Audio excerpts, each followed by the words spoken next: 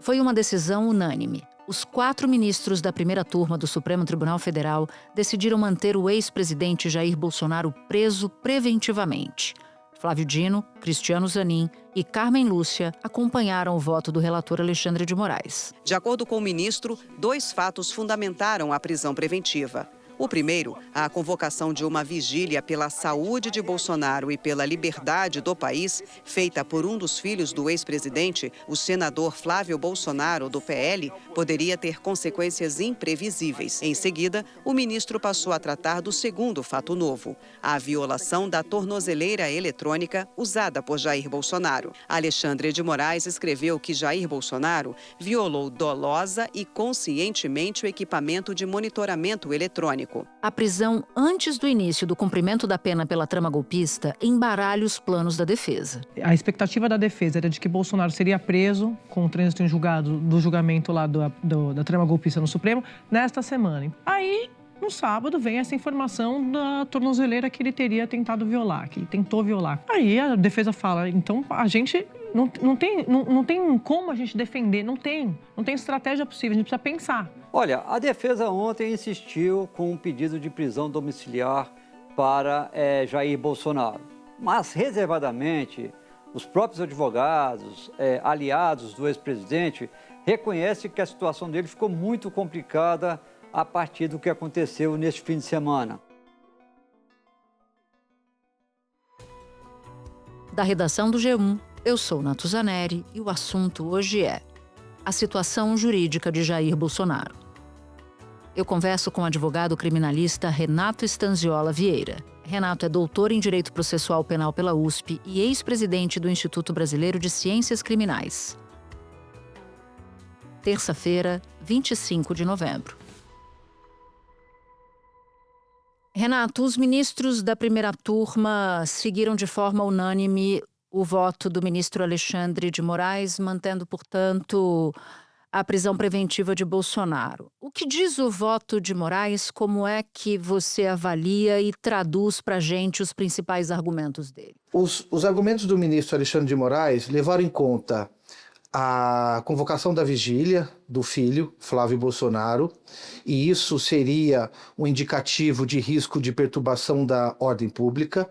Levaram em conta também a constatação do dano à tornozeleira eletrônica, e isso seria o indicativo de risco de aplicação da lei penal.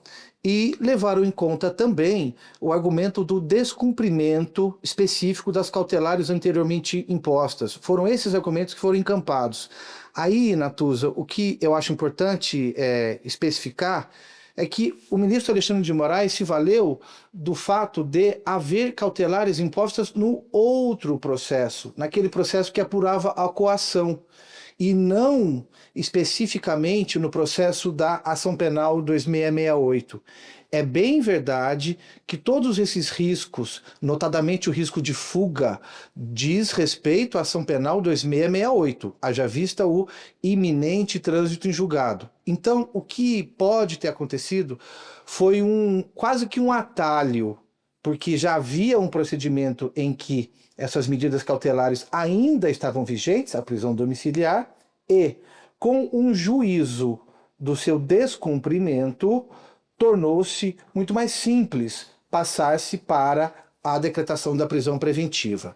Esses argumentos foram integralmente encampados pelos outros ministros da primeira turma de hoje, com um destaque para o que o ministro Flávio Dino asseverou, que foi o seguinte. Dino afirmou que já foram identificados, em momentos pretéritos, planos de fuga demonstrando intenção de frustrar a atuação estatal. Segundo o ministro, o próprio condenado, de maneira reiterada e pública, manifestou que jamais se submeteria à prisão, o que revela a postura de afronta deliberada à autoridade do Poder Judiciário. Que até já falo que eu vou ser preso, por Deus que está no céu, eu nunca serei preso.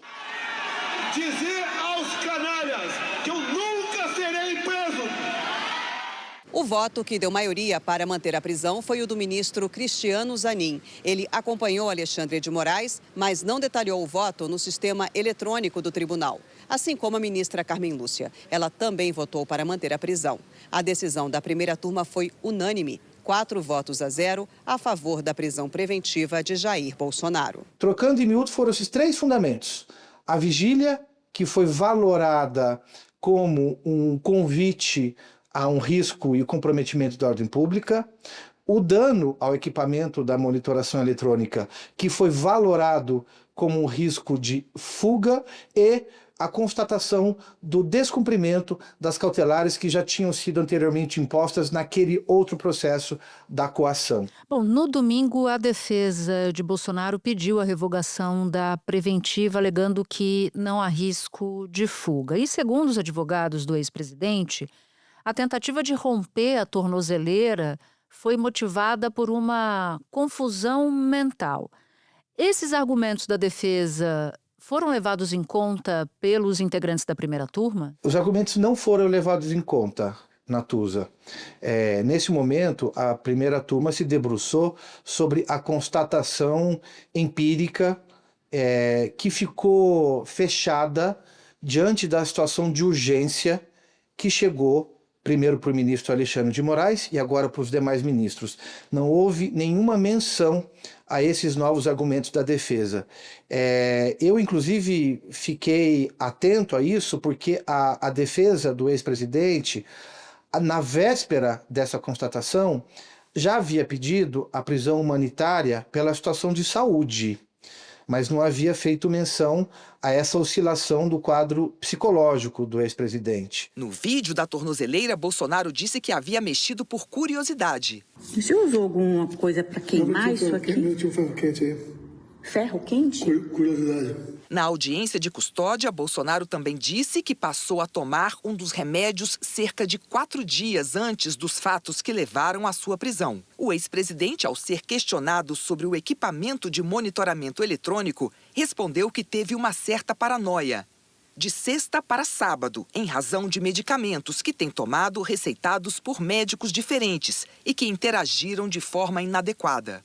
Bolsonaro citou 2 medicamentos segundo o termo. Um é antidepressivo e o outro é um anticonvulsivante, que atua no sistema nervoso central, usado para dor e ansiedade. Vou antecipar uma coisa aqui, Natuza. Não há nenhum impedimento, pelo contrário, não há nenhum impedimento que os ministros vejam isso em momentos futuros. Seja agora, mas agora é mais difícil, porque nós estamos diante de uma situação de cautelaridade, em que o que impera é um juízo de urgência na apreciação dos fatos. Mas seja no momento do eventual cumprimento da pena, essas matérias que dizem respeito, a grosso modo, a critérios humanitários e situação de saúde, podem ser trazidas mais uma vez para o Poder Judiciário, Natuza. O que o ministro Alexandre de Moraes alegou quando ele diz que não foi a primeira vez que o ex-presidente da República descumpriu medidas cautelares? Porque o Bolsonaro tem um histórico que pode ter agravado essa decisão, certo? Sim, os ministros levaram em consideração quase como que a canção da regra 3 do Vinícius de Moraes, porque eles levaram em consideração um histórico relativamente recente dos fatos de julho e agosto sobre as primeiras medidas cautelares impostas e as apostas que o ex-presidente fazia no descumprimento de sempre se colocar numa linha de disputa com a Suprema Corte. Bolsonaro usava a tornozeleira desde o dia 18 de julho, por determinação do ministro do STF, Alexandre de Moraes. Isso aqui é um símbolo da máxima eleição.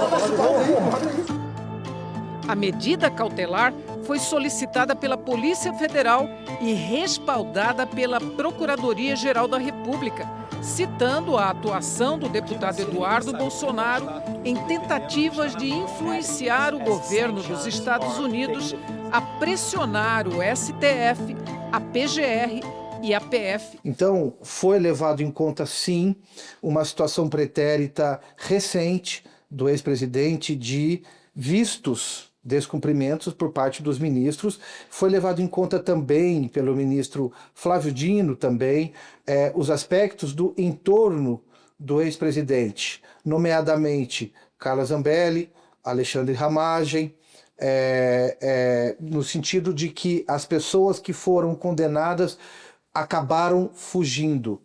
Isso fez com que houvesse a associação de um risco do dano causado à tornozeleira eletrônica. Ou seja, situações pretéritas que diziam respeito às pessoas próximas do ex-presidente, inclusive algumas condenadas na mesma ação penal, como a ele próprio, no que dizia respeito, recentemente, ao caso da coação, que é onde o filho hoje é réu perante o Supremo Tribunal Federal. Espera um pouquinho que eu já volto para continuar minha conversa com o Renato. Bom, aí a gente passa para um outro momento da nossa conversa, porque no âmbito da ação sobre a trama golpista, os advogados do ex-presidente já haviam pedido que o cumprimento da pena se desse em regime domiciliar. Só que esse pedido ainda não foi analisado pelo Supremo Tribunal Federal. O que foi analisado foi somente acerca da prisão preventiva.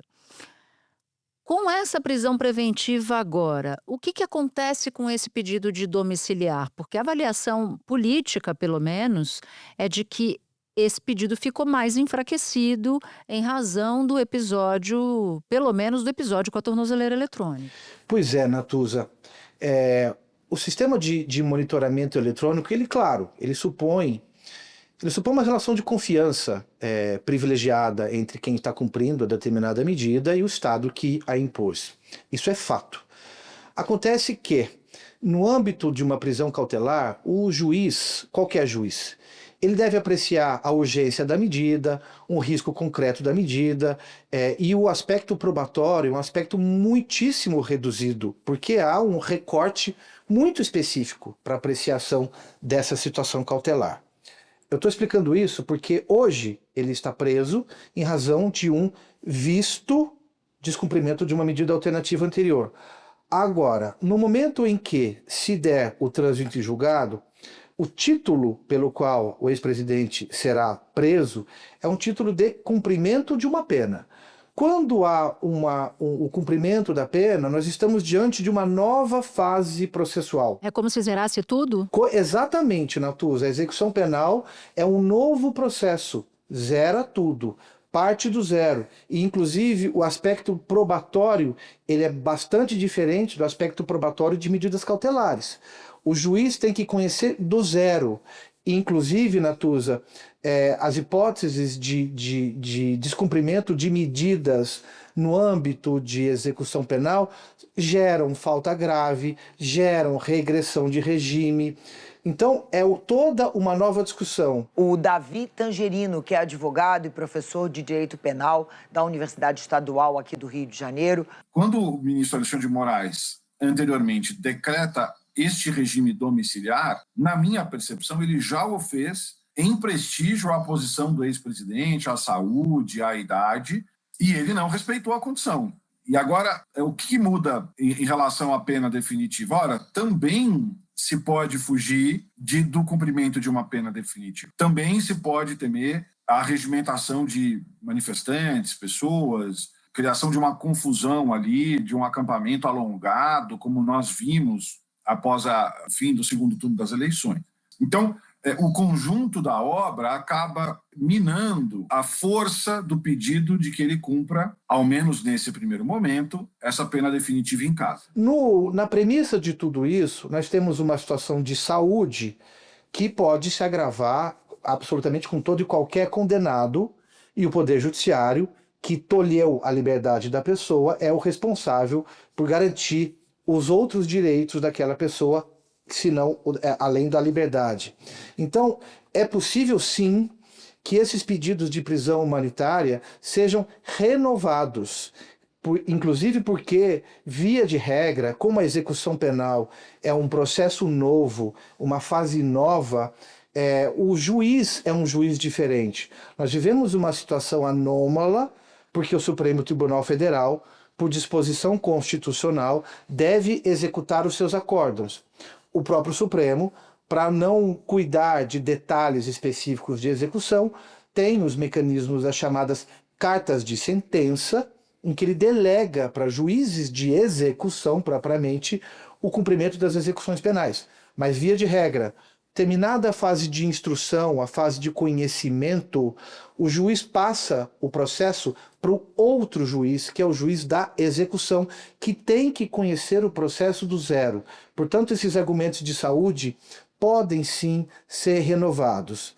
Existe uma situação importante, Natuza, que é a seguinte: o critério humanitário para que a pessoa cumpra o regime da sua pena em casa, ele supõe que a pessoa já esteja na fase do regime aberto do cumprimento de sua execução. O Brasil tem um sistema progressivo do cumprimento de penas. A partir de 8 anos de reclusão, é fechado, semiaberto e depois aberto. Então, via de regra, a execução penal trabalha com a possibilidade, ainda que humanitária, de regime domiciliar é admitido para quem está no regime aberto, que não é o caso do ex-presidente Jair Bolsonaro, como também não era o caso do ex-presidente Fernando Collor. Acontece que nós temos esse próprio precedente que aproxima uma situação da outra situação, o que é um argumento muito forte a ser levado em conta pelos advogados do ex-presidente. Eles vão dizer provavelmente que onde há a mesma razão de saúde e de critérios etários, deverá haver a mesma conclusão. E o precedente que fez com que o ex-presidente Fernando Collor cumprisse a sua pena superior a 8 anos de reclusão em regime domiciliar, ele é recente. Inclusive foi relatado pelo próprio ministro Alexandre de Moraes. Então, eu prevejo que essa discussão volte a ser trazida no momento do início da execução do ex-presidente Jair Bolsonaro, com todo cuidado, porque há inúmeras pessoas com idade superior a 70 anos que podem ter situação de saúde debilitadas, que mereceriam também ter todo esse juízo criterioso sobre permanecer ou não nas agruras do regime fechado no sistema penitenciário brasileiro. Quem é que tem direito, acho que vale a pena explicar isso, né? Quem é que tem direito à prisão domiciliar? Em que circunstâncias essa prisão domiciliar é cabível? Natuza, nós temos duas situações. A situação que prevê antes de uma decisão transitada em julgado, que é a situação que prevê o Código de Processo Penal, e depois nós temos uma situação que prevê a Lei de Execuções Penais. Grosso modo, enquanto o Código trabalha com uma idade mínima de 80 anos, além do requisito de saúde debilitada, a Lei de Execuções Penais se satisfaz com o requisito de 70 anos ou mais e, claro, além de uma situação de saúde debilitada. Eu estou dizendo isso com relação ao gênero masculino, porque com relação ao gênero feminino, tanto o Código de Processo Penal quanto a Lei de Execução Penal trabalham com a ideia também de dependência de filhos menores sob os cuidados da mãe. Então, objetivamente, pensando numa iminente decisão transitada em julgado, mais de 70 anos e comprovação do estado debilitado de saúde. E diz a Lei de Execuções Penais aquele preso que já esteja no regime aberto. Basicamente é isso que será levado em conta na fase da execução penal. Aqui também uma regra processual penal muito clara, em penas de reclusão acima de 8 anos, começa no regime fechado. É uma coisa que não vale só para Bolsonaro, vale para qualquer preso que se enquadre nessa condição, no caso dele aqui, bem acima de 8 anos. Bom, a gente ainda está numa fase muito final ali do caso do Bolsonaro na trama golpista, porque nesta segunda-feira, às 11h59 da noite, se encerra o prazo para os chamados embargos de declaração, para que a defesa de Bolsonaro apresente os chamados embargos de declaração. Que tipo de recurso é esse? Esse recurso tem o poder de alterar o resultado do julgamento, por exemplo? Até tem, Natuza, mas é um efeito incomum desse recurso de embargos de declaração. O efeito mais comum que ele tem é um efeito de integrar melhorar logicamente aspectos internos do julgamento. Explicando isso de um outro jeito, o recurso de embargos de declaração trabalha com as hipóteses, grosso modo, de obscuridade, ambiguidade, contradição, omissão, mas de vícios internos ao acórdão. Vou dar um exemplo, Natuza. Se alguém entender, se os ministros entendessem que o ex-presidente Jair Bolsonaro tivesse tido uma participação secundária nos processos dos quais ele foi condenado, eles não poderiam dar uma pena alta atribuindo o papel de líder. Seria uma contradição interna entre um pedaço do acórdão e a dosimetria da pena. Esse é um exemplo. Outro exemplo que foi explorado pelos advogados. Os advogados entenderam que a tese de desistência voluntária, especificamente dos atos de 8 de janeiro, não foi enfrentada no acórdão, ou seja, uma omissão. O tribunal já disse que enfrentou. Grosso modo, Natuza, o recurso de embargos de declaração, ele se presta a corrigir esse tipo de vício interno do acórdão. Por isso é que ele é um recurso que integra, complementa o acórdão. Via de regra, ele não tem os chamados efeitos modificativos. Há uma outra questão que são os embargos infringentes. Isso. Esses sim teriam poder de mudar o resultado, não é isso? Mas aí tem um pulo do gato nessa história. Tem um pulo do gato que é o seguinte, o Código de Processo Penal, ele trabalha com a hipótese de voto minoritário para dar ensejo ao uso desse recurso. Acontece que o regimento do Supremo não trata dessa matéria nas turmas. Então, os julgados do Supremo vêm solidificar a posição do tribunal no duplo sentido, ao meu ver, excessivamente restritivo, Natuza. Primeiro, o Supremo, pelos seus precedentes, entende que em julgamentos da turma, onde votam 5 ministros, deve haver no mínimo 2 votos minoritários. Nenhuma disciplina legal trata desse quórum específico. Sempre se entendeu que bastaria 1. Aliás, é um recurso da defesa. É um recurso exclusivo da defesa. Esse é um primeiro óbice que os precedentes do Supremo tratam. E no caso do Bolsonaro, em particular, o placar foi 4-1, porque o ministro Luiz Fux votou a favor da absolvição do Bolsonaro, contra a condenação, portanto, né? Então, Natuza, você está tocando num ponto importante, porque os precedentes do Supremo também exigem que esse voto, que deve ser de 2, ele trate propriamente de absolvições. E, numa situação como a do voto do ministro Luiz Fux, que foi por anular a ação penal, o recurso não seria cabível porque não é um voto de absolvição. E isso também, a meu juízo, é um entendimento excessivamente restritivo, porque todos nós sabemos a consequência que viria de uma anulação do processo. A anulação do processo, ela tira a condenação das costas de alguém. Então, seria um entendimento que seria cabível, sim, o recurso de embargos infringentes, tanto porque houve um voto minoritário, tanto também porque o voto minoritário é benéfico à defesa. Eu vou lembrar de um exemplo muito famoso, Natuza. O caso do presidente Lula, ele foi anulado. Não houve uma absolvição por parte do Supremo. Foi uma anulação do processo. Veja a consequência jurídica que há numa anulação do processo. Então, esse pulo do gato dos embargos infringentes, ele reduz por precedentes do Supremo, a meu ver, equivocadamente, a abrangência desse recurso. E não é o caso do Bolsonaro, é para todos os casos, assim, né? Isso precisa ficar claro também.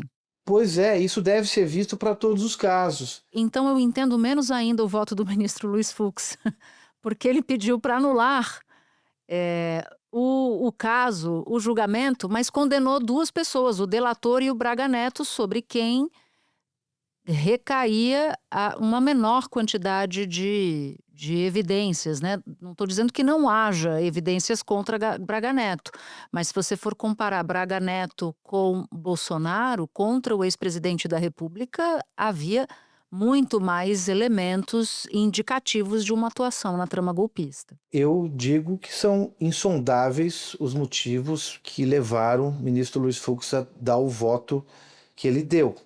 Agora, o que eu estou usando de exemplo é para nós vermos as consequências que há numa anulação de uma ação penal.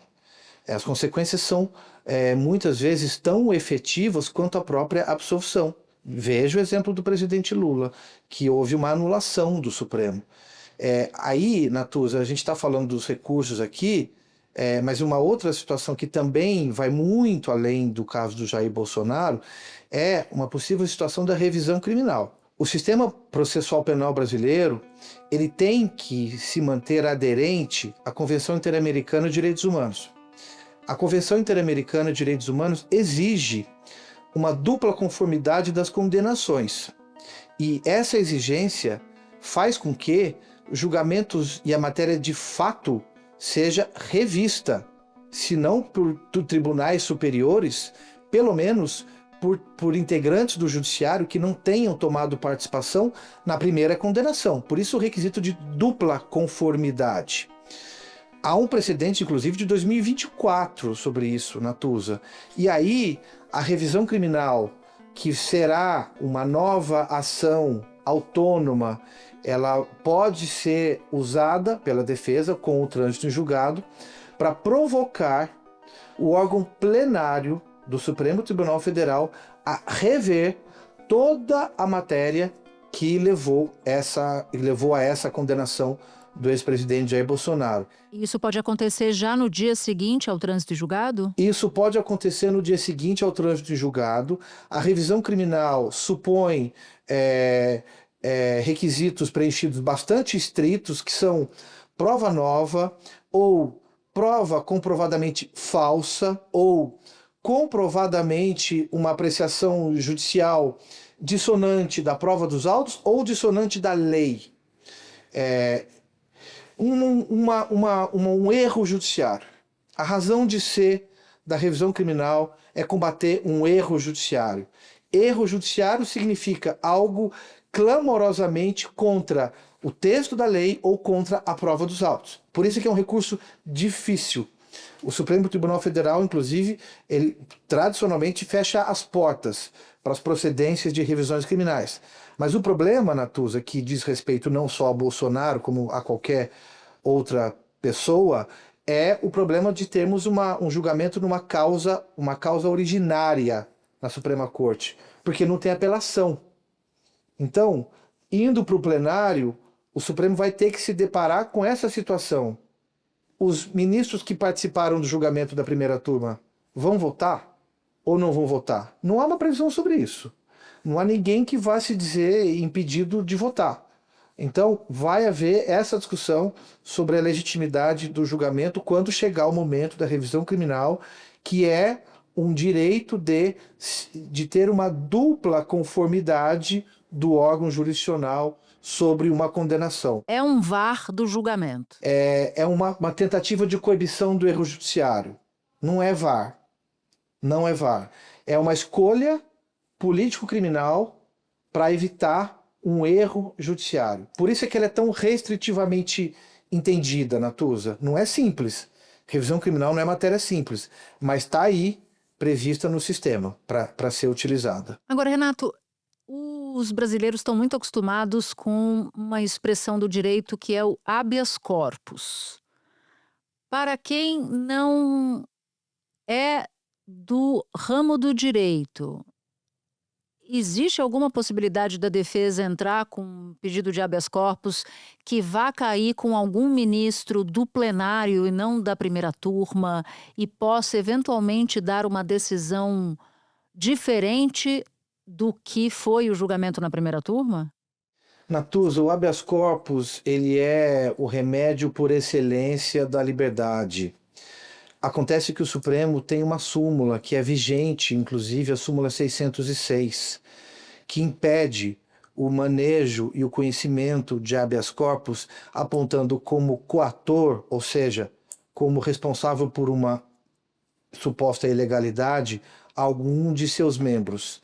Há um ou outro caso em que o Supremo rompe essa súmula, mas é uma súmula muito importante em que o Supremo ainda leva isso às últimas consequências. Eu imagino com muita dificuldade o manejo de um habeas corpus nessa situação. Bom, assim que o Supremo analisar esses últimos recursos do qual falávamos ou dos quais falávamos, o processo fica transitado em julgado. Isso deve acontecer mais ou menos por volta de que dia nas suas contas? Nós temos o prazo que não se esgotou dos embargos infringentes. Enquanto os embargos de declaração têm prazo de 5 dias, o prazo dos embargos infringentes é um prazo maior, de 15 dias. Se o ministro Alexandre de Moraes observar a necessária fluência do prazo dos embargos infringentes, ele vai ter que despender pelo menos mais uma semana até se certificar o trânsito em julgado. Se ele se antecipar diante desses precedentes que o Supremo já tem nesta matéria, ele pode já, esgotado o prazo dos embargos de declaração, certificar o trânsito em julgado e, portanto, determinar o início do cumprimento da pena. Doutor Renato, muito obrigada pelas explicações. Foi um prazer conversar contigo aqui no assunto. Eu é que agradeço, estou à disposição de vocês, Natuza. Obrigado. Antes de terminar, um recado. Se você ouve o assunto no Spotify e gostou do episódio, é assunter mesmo, dá 5 estrelas e compartilha esse episódio com quem você quiser. Você pode nos ouvir no G1, no YouTube e em todas as plataformas de áudio. Comigo na equipe do assunto estão Mônica Mariotti, Amanda Polato, Sara Rezende, Luiz Felipe Silva, Thiago Kazuroski e Carlos Catelan. Eu sou Natuza Neri e fico por aqui. Até o próximo assunto.